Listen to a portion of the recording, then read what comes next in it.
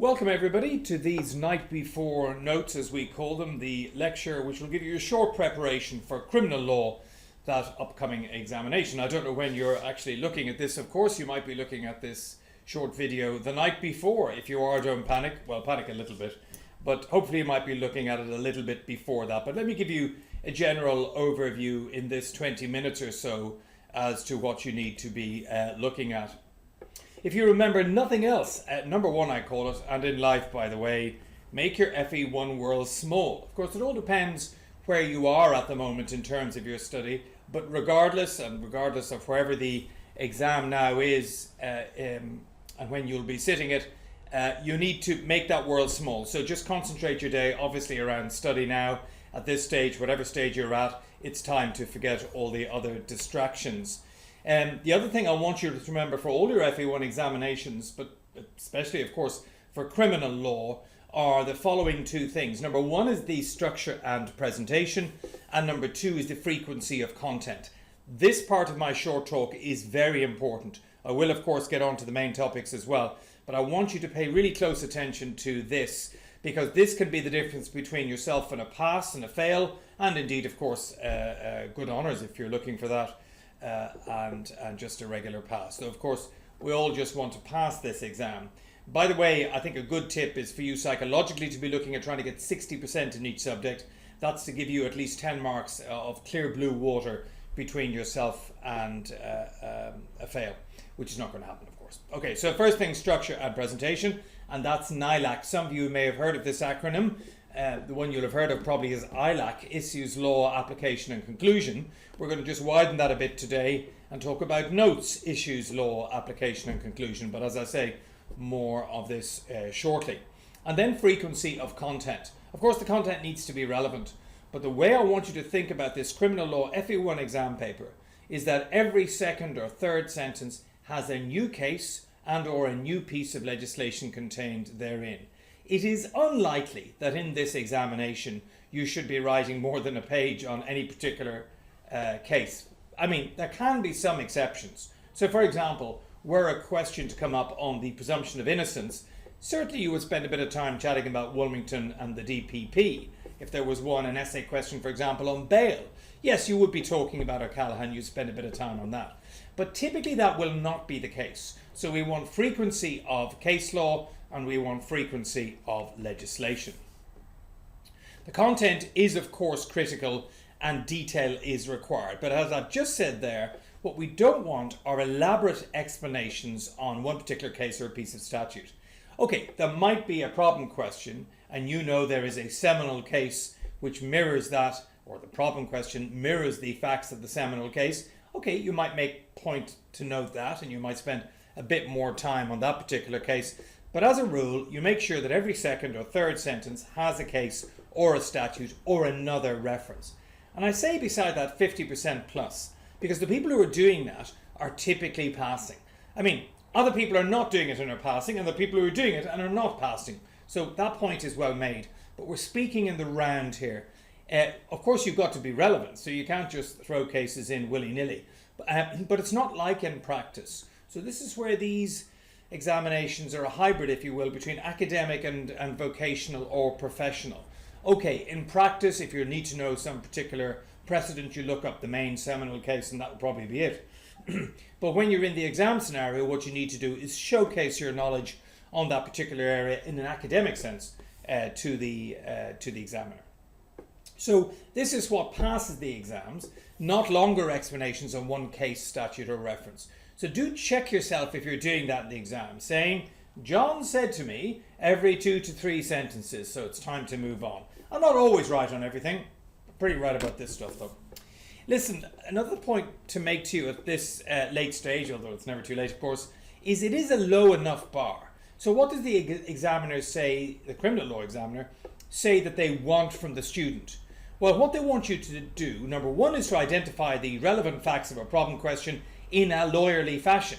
And that just means, it doesn't mean that you should start wrapping yourself up in Latin maxims at all, by the way. It means simple, plain English and with very little fluff around it. So the more you can directly answer the question and speak in plain language, the better. Remember, you're advising a client who's in your room at that particular time, and what you don't need to be is going off track on these sort of wild ideas you might have, which you can get away with in a law degree, but not so much, of course, in these FE1 exams. So relevant facts, lawyerly fashion.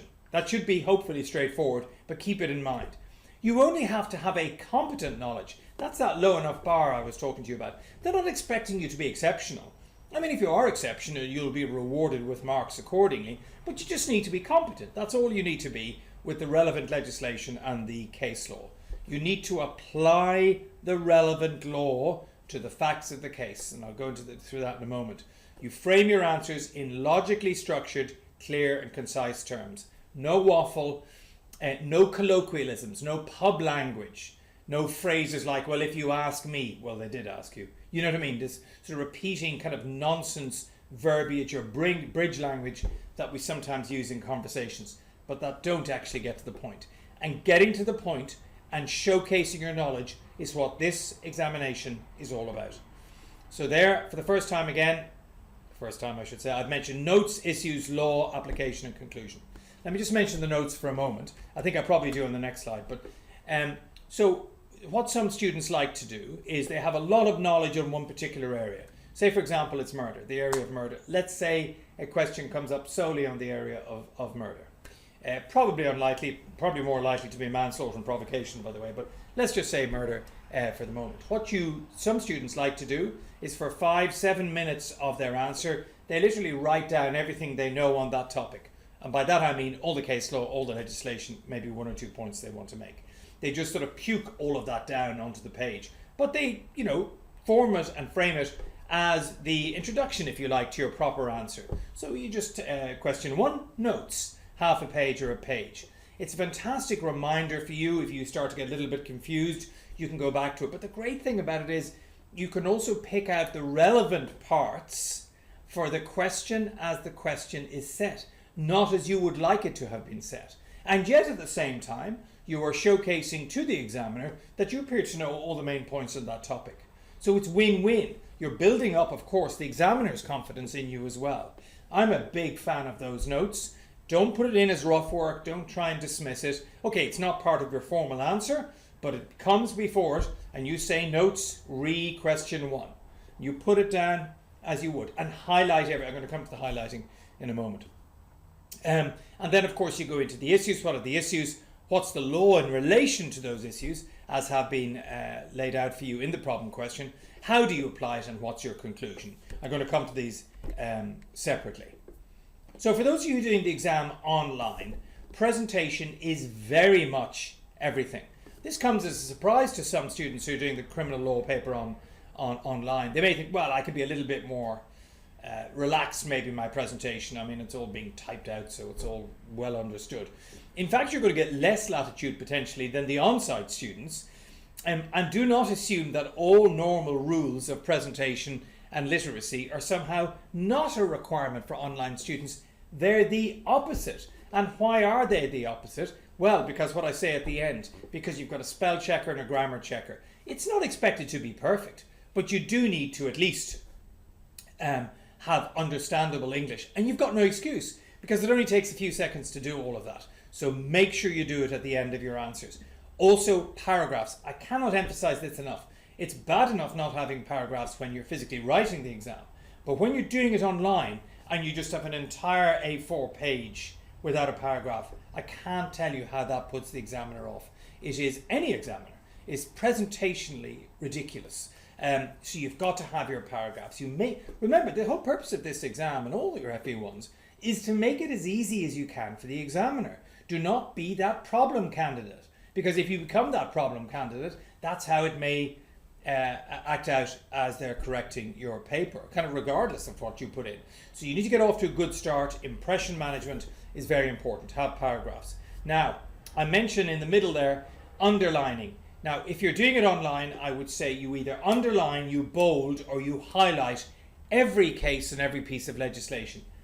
This, again, is a really important 30 seconds or a minute you'll spend at the end. And do not miss any out. Because if you miss some out, guess what? If you've got all of them in bold bar 10% of them, The examiner might skip through them and miss them too, and you don't get the advantage of that. Make sure you get them all. By the way, I would do the same in the notes you write at the beginning. I would also highlight all of those cases and pieces of legislation as well. But make sure you do it, howsoever you do it online, underline it, bold it, highlight it. I think bolding it's probably the best. Takes a bit of time. It'll take that minute or two at the end. It could not be more worth it. Trust me on that one. NILAC then, ILAC being the old formulation. Remember, you follow that formula slavishly. You absolutely go through the issues that are in that particular problem question. The law, the application, and the conclusion. And as I say before that, you can also consider doing those notes I've been talking about. If you're doing the on-site exam, presentation is still very much everything, though perhaps there's a bit more latitude given to those who are physically writing the paper than to online students. You have a bit less time as well. NILAC again, of course, equally important. And I would highlight everything with a yellow felt marker or underline every case and every piece of legislation. You can do it a bit quicker than the people who are doing it online. Yellow highlighter, probably the best. Every piece of legislation, every case. And of course, have paragraphs too there are very important.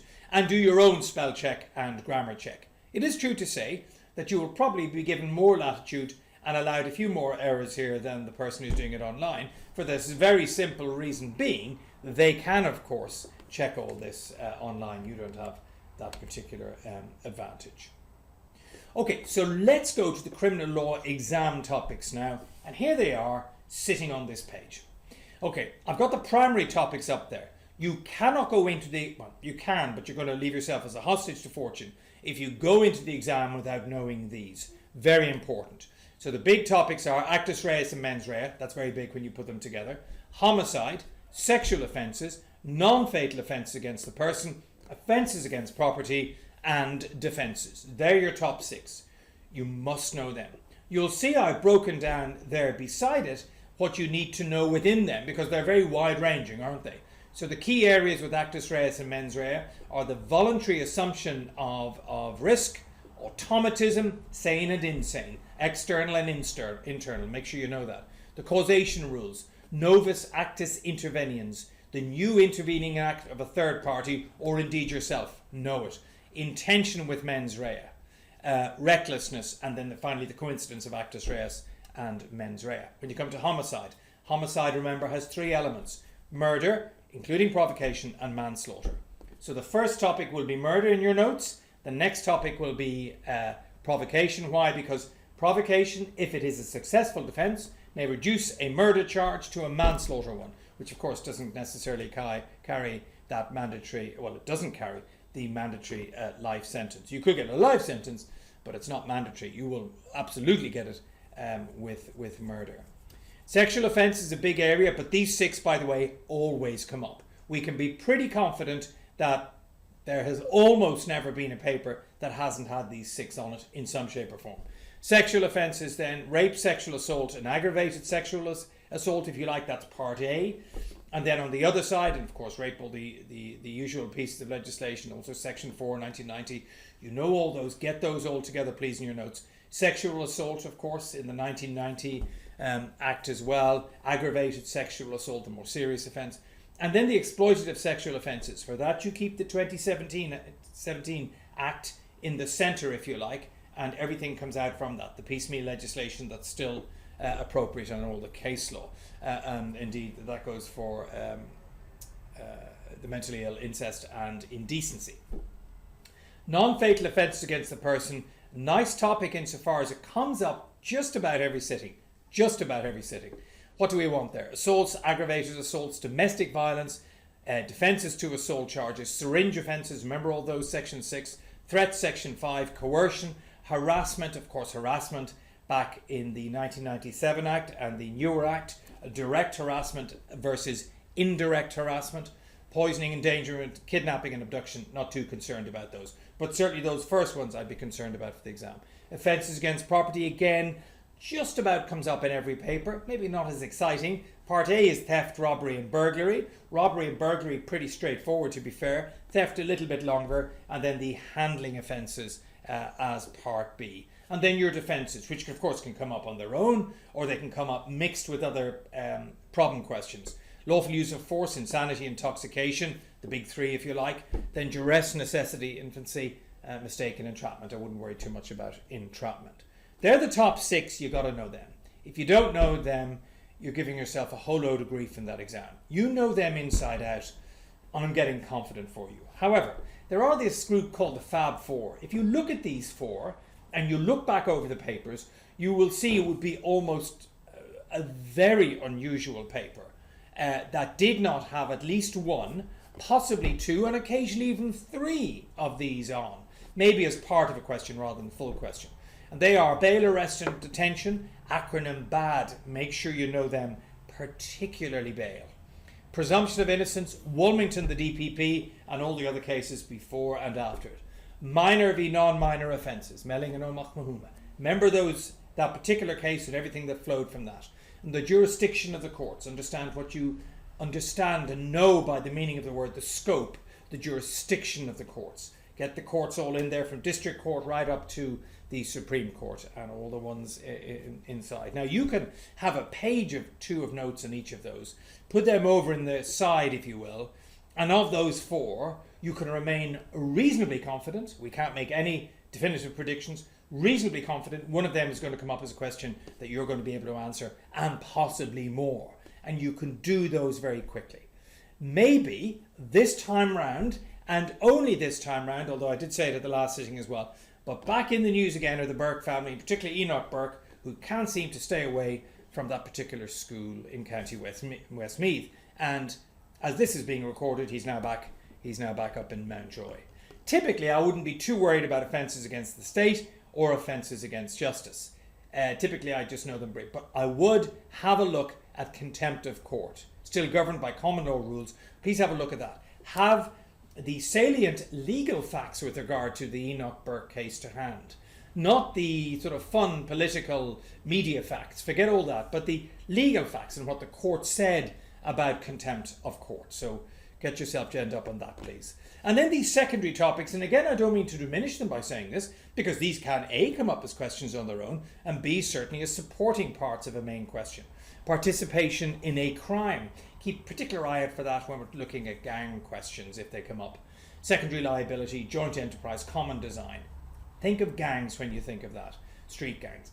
Public order offences, criminal damage. Of course, remember back last November, the riots in Dublin. So this is very much in the public mind now, public order. Very simple, of course, not a lot to it.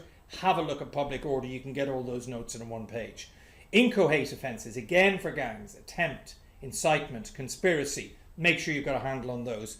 The Burkes I'm putting beside offences against justice, not offences against the state. Offences against the state, of course, just make sure you know the basics of the 1939 Act and then the subsequent amendments. And then finally, make sure you know something about sentencing, please. That's something you can put into a line or 2 at the conclusion of every particular answer. That really is worth doing. You could make generic comments about sentencing, and hopefully you'll also know the specifics with regard to sentencing for that particular offence that you're talking about. So just to get back to the key topics, and roughly speaking their frequency. Sexual offences, especially consent in 2017, it's coming up 1 to 2 questions every sitting. That's a pretty high rate, as you'll agree. Homicide, 1 to 3 questions, especially murder, provocation and manslaughter.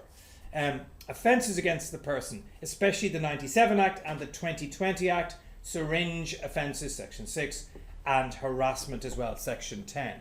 Frequency there, 1 to 3. So there is a lot of frequency in those first 3. So get those done and dusted, please. Sexual offences, homicide, offences against the person. Offences against property has got about a frequency of about one question every sitting. Not every sitting, but we'll say 90% of sittings. Defences, especially defensive, your dwelling, insanity and intoxication, frequency of 1 to 3 questions. Actus reus and mens rea, look at that, frequency of 1 to 4 questions. Now, actus reus and mens rea can come up as questions on their own, parts therein, or indeed they can come up as supports to other questions. So keep an eye on that, particularly omissions and voluntary assumption of risk, novus actus interveniens, and of course recklessness and coincidence. And then that Fab 4 I was talking about earlier, bail, arrest, detention, minor v non-minor, presumption of innocence, and the courts. Frequency with those of 1 to 4 questions, and particularly keep an eye out for the Enoch Burke case, I wouldn't ordinarily tell you to be doing that, but there's been so much in the news over the last while, who knows. Conclusions. Remember, in your conclusion, you should have maybe a third of a page, half a page max. Always have a conclusion to every question. Do your wrap up, your line or two on the relevant LRC report, line or two on sentencing, have a journal line in there or a newspaper article line, a new case. The only time you will mention the year of the case is when you are doing your conclusion. Have a 2023, better still 2024. Just that's relevant to the topic. You're just showcasing that you're up to date with the most recent case. Its relevancy, who knows, to the question. I mean, it needs to be relevant, but how relevant is another matter. Nonetheless, the optics of this new case in your conclusion with the year, the only time you'll ever write the year in, can be quite effective. And you should consider, of course, conclusions for all your answers. And I don't care, by the way, if it's a problem answer, an essay answer, or indeed a hybrid answer. You should do that. The classic refrain, of course, is keep calm and study for the exam. Like, there is no point. I don't care if your exam's in 1 hour. Keep calm. I don't care if it's in 1 week or 2 weeks. Keep calm. There are no issues. The calmer you keep, the better. These exams are passed every sitting by lots and lots of people, and you're going to be one of them. And a reminder again to make your world small. Deal in small chunks with small successes every day now. An hour here doing this topic, another hour doing that topic, another hour writing notes for that topic. Howsoever you're doing it now at this stage of the game, keep to it and don't lose the faith. In fact, my final comment, the FE1s even get a mention in the Bible, which can surprise people. Timothy 4:7, you're probably all very familiar with it. You fight the good fight, you finish the race, and you keep the faith. And everything will be well. Just remember, the golden rule is at the very least ILAC, and maybe even NILAC. Notes, issues, law, application, conclusion. Keep that formula to every problem question, hybrid question, and partly also for essay question, and you're going to pass this exam. The very best of luck.